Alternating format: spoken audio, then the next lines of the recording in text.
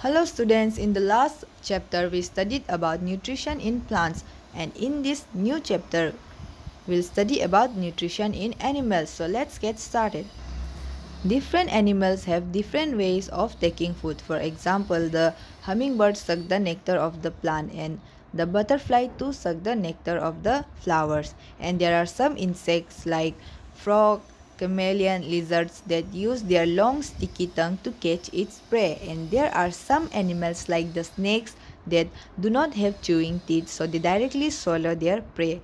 And in this chapter we'll be studying about digestion in human beings. To learn about digestion in human beings, we have to first understand the meaning of digestion. So, what is digestion? Digestion is a process by which large food molecules are broken down into smaller pieces. But why is digestion needed, right? Why is digestion needed? Digestion is needed because food pieces and their molecules like starch, protein and fats are usually too large to pass through the body for absorption. Okay, it is too large to pass through the wall of our body for absorption. So digestion makes the food soluble so that it can be absorbed and utilized by the body.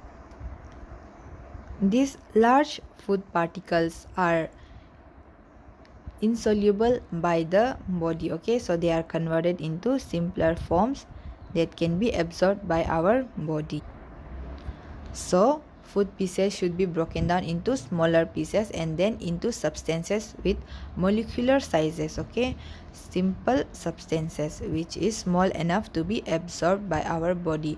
So the complex food material is broken down into its simpler form. For example, carbohydrate, which is found in the form of starch in our food, is broken down into its simpler form, which is the glucose. And fat is also converted into fatty acid and glycerol, and then protein is converted into amino acids.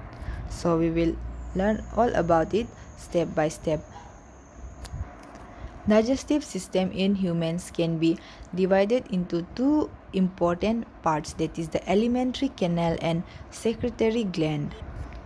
The alimentary canal is a canal that starts from the mouth and ends in the anus.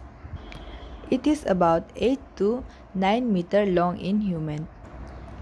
The food enters through the buccal cavity, travels through the esophagus and then stomach and small intestine, and then the undigested part of the food is defecated through the last part, which is the anus. Okay, the food is defecated in the form of feces from anus.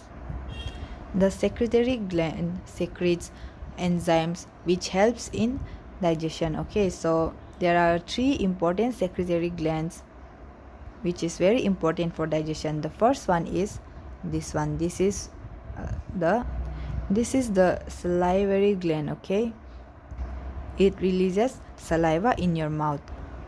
The second important secretory gland is the liver. Okay, so this is the liver, and the third important secretory gland is the pancreas. You can see the pancreas in this picture. The yellow thing that you can see in the picture is the pancreas.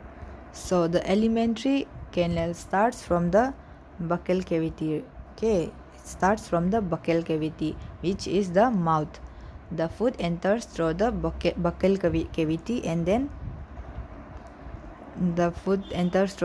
cavity and then travels through this pipe. This long pipe is known as the food pipe. Okay, which is also known as esophagus. And then as the food travels from esophagus, then it is transferred to the stomach. This sac like structure is the stomach. Okay, so food from the esophagus travels down to the stomach. Okay, and then through the stomach it travels to the small intestine. This is the small intestine. The food travels through the small intestine. Okay, and then from the small intestine it travels to the large intestine. This is the large intestine, and then undigested part of the food is defecated through the last part, which is known as anus. So this is the anus. This is the anus, and the undigested food is defecated through the anus, okay, in the form of feces. So this is the alimentary canal, which consists of the buccal cavity, the esophagus, the stomach, the small intestine, and large intestine. This is the rectum, and the last is the anus, okay.